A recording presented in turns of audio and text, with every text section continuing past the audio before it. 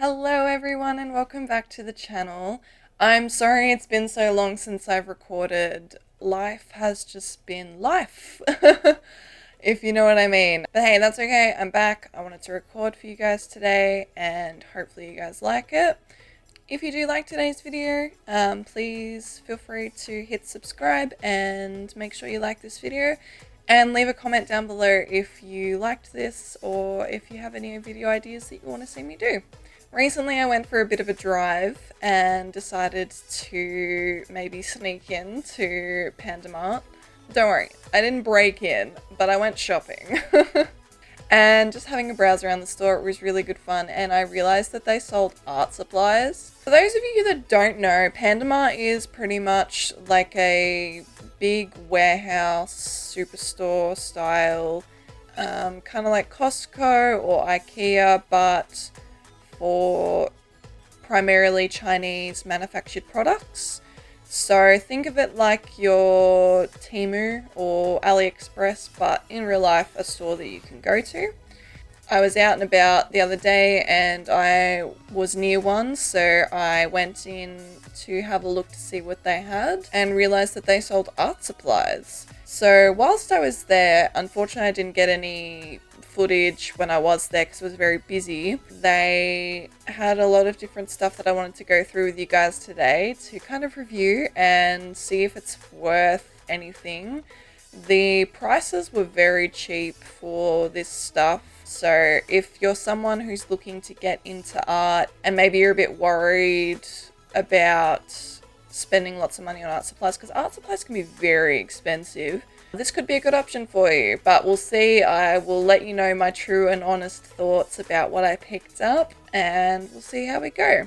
So in total, I grabbed 7 different items to go through today. Some of them I grabbed multiple of for different colors and different sizes. So the first product that I got while I was down at Panda Mart was this sketchbook. It's a A4 sketch pad. What drew me to it was I saw that it said marker pad and I thought it could be good if I got some alcohol markers. It's by a brand named Deli. I'm not sure if I'm pronouncing that right. It's got 30 sheets in it, but I wanted to try out the paper quality and use this for what I'm going to draw today. So the second item that I got while I was down there were these markers. Now, I'm not too sure if they are alcohol markers. It didn't really say on the price, or it doesn't say on the markers themselves what they're classed as. I would assume they would be alcohol markers. They have that kind of, they remind me of the AliExpress markers that I bought way back in the day that actually got me into alcohol markers. They're by the brand Mataro. I actually saw a few things down there that were by this brand, so I'm not sure if this is a known stationery brand anywhere. I've not heard of it before. You've got the dual nibs, so you've got the bullet nib and a chisel tip. I'll give them a go on the pad that I got and try out some different swatches and see if they blend it all together. When I saw them, I think these were like 80 Australian cents each, which for a marker is pretty good in terms of today's climate. I know your standard Copic markers are probably like anywhere from $10 to $15 per marker, but they're like top of the range. I'll be curious to see how these go. Could be a good alternative for those who are looking to try out markers and stuff. Obviously you just don't get that nice brush nib that a lot of more expensive brands have. The next item on the list that I got were these fine liners. I hope you can see them okay on the desk. When I went and bought these, I may have goofed a little bit. On the display that they had, it was just on a shelf. They had them out of their packets, just in little like pen holders, and on them was the sizes that were meant to be in the pen holders. Obviously, when people come through and they try markers, they don't always put them back properly where they're meant to be. So me not even checking, I should have checked. I just grabbed one from every bin that had different sizes on them and ended up picking up multiples of the same size. So this is a 0.5 fine liner by the brand M&G. So I'll be using those to line my artwork that I'm going to do today. I might try a couple of different pieces to work with the different products that I got. I'm curious to see how they go. They feel like pretty standard average fine liners. They don't necessarily, you know, jump out of my hands or anything like that, but it'll be interesting to see how they hold up on the paper that I got and with all the other products that I ended up buying. The next item that I ended up getting were these pencils. I wanted to get a full graphite set to try and do a pencil piece with, or just to see how they go for like sketching and stuff like that. So we've got from 2H to 14B, which is a really good range in terms of pencils. I don't think I've ever had past 8B, so I'll be very curious to see how the 12 and the 14B will go. If you're unsure as to what these pencil gradings are, I might make another video just going through in depth what the different gradings are, but pretty much if it's got B on it, it means black. And then H means hard, so that might explain it a bit more. If the graphite's harder, it's going to be lighter because there's not as much coming off the pencil, and then the black is just to describe those darker shades. This one is also by the brand M&G. I believe this pack was anywhere from $4 to $5 Australian dollars. But yeah, I'm hoping that these go down nicely on the paper that I bought. Alright, so the next item that I got were these gel pens. Now, this one was a little bit of a random purchase because what caught my eye were the white gel pens. For me, doing any alcohol marker drawings on pen and paper, white inked pens actually do come in handy a lot for details, and you can even use them to help clear up some mistakes. So that's what caught me to these, and I was just going to buy them for myself and then realized how large the range was. So I grabbed one of every color that they had at the time. Obviously Panda Mart might change stock and get different colors. They didn't have a black, but yeah, I wanted to try these for doing colored line work, and even just for writing they could be fun. We'll see how they hold up, hey?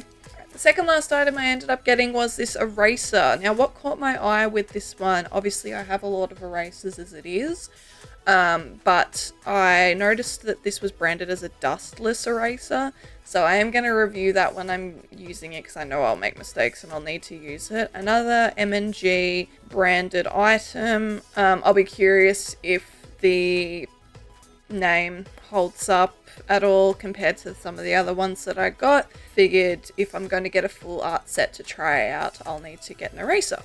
Last but not least, the item while I was down there that I saw that I wanted to pick up were these compressed graphites. I would call these charcoal sticks, but I suppose they're not direct pieces of charcoal. So we've got 3 different strengths from soft, medium to hard.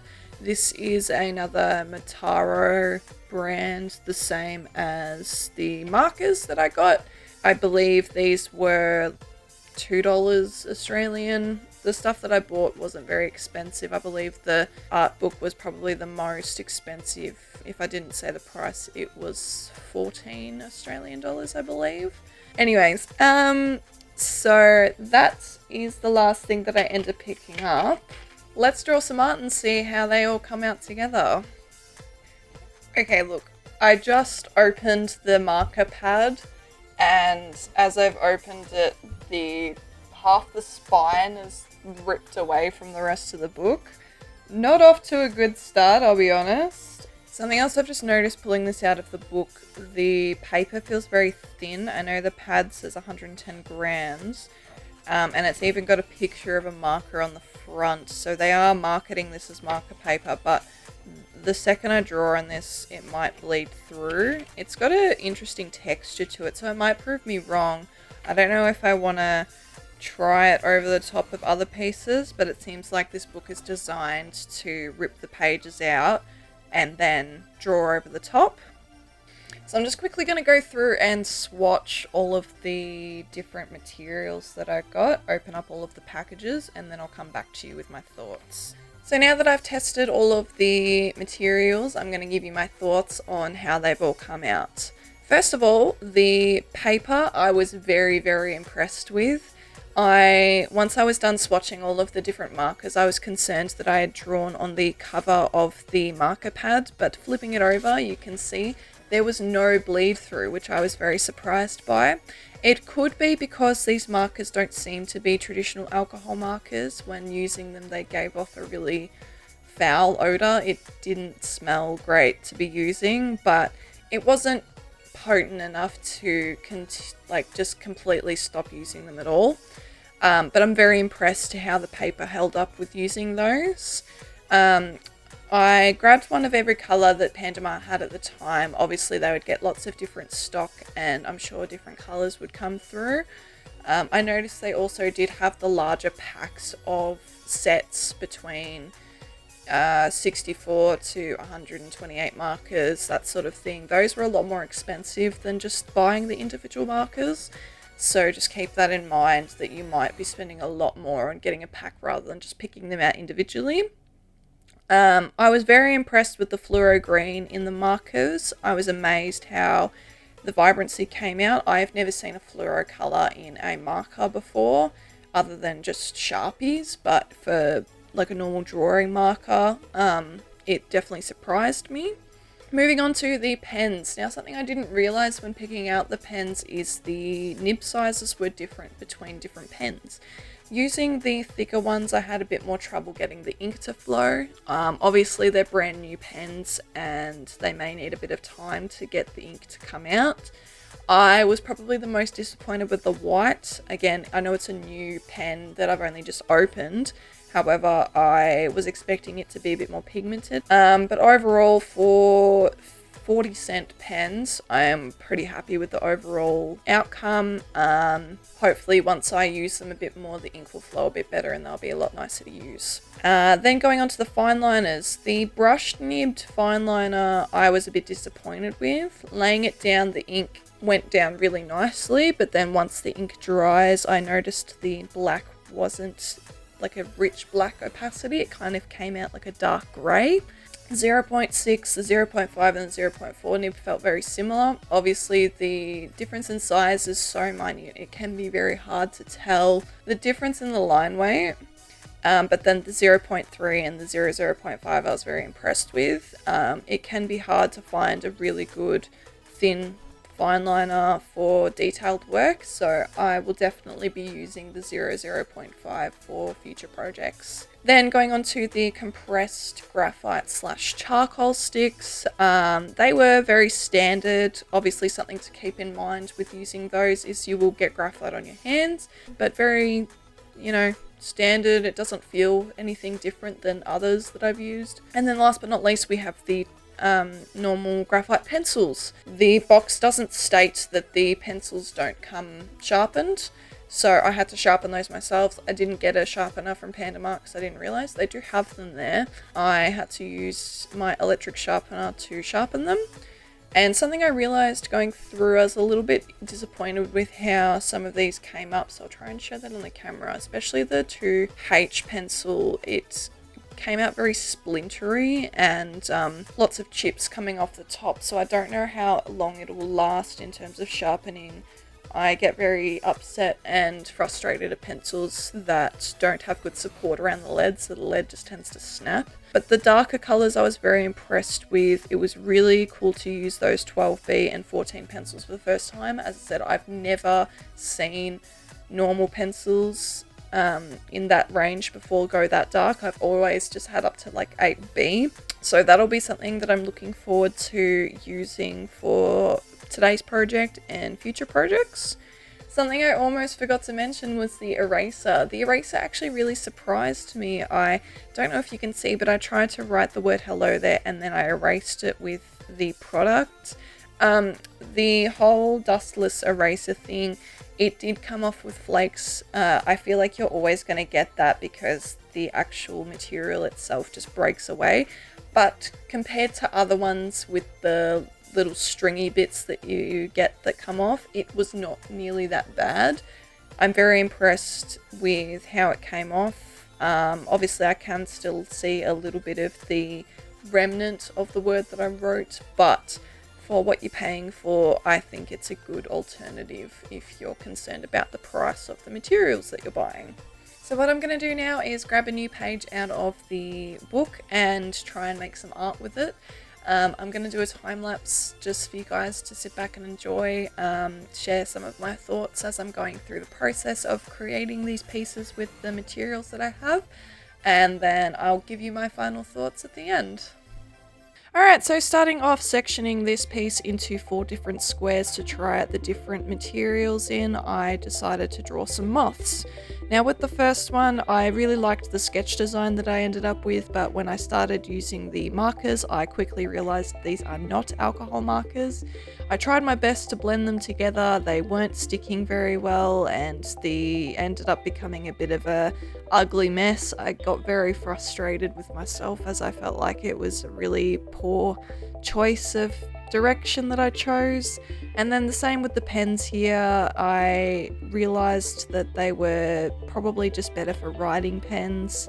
Ended up looking a bit juvenile, so I do apologize about that. Compressed graphite, very quick. It felt very smudgy and not a lot of control.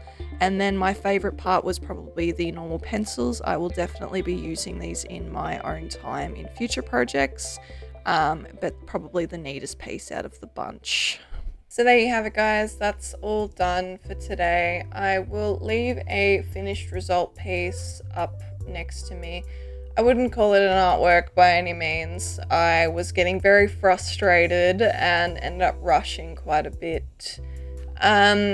But yeah, I got really frustrated in the end, and I don't like what I drew at all. The pencils was probably the biggest comfort for me.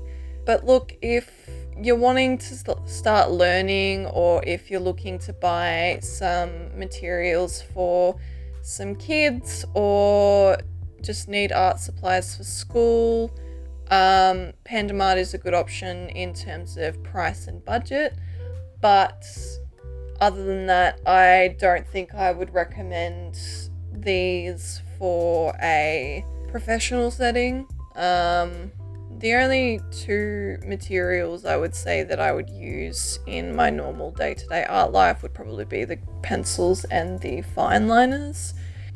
I do apologize for the lackluster ending, and I hope this kind of gives you guys an idea of what materials from Panda Mart are like. If you enjoyed this video, please let me know down in the comments below. We are very, very close to 100 subscribers at the moment, so I'd really appreciate if you subscribed to support the channel.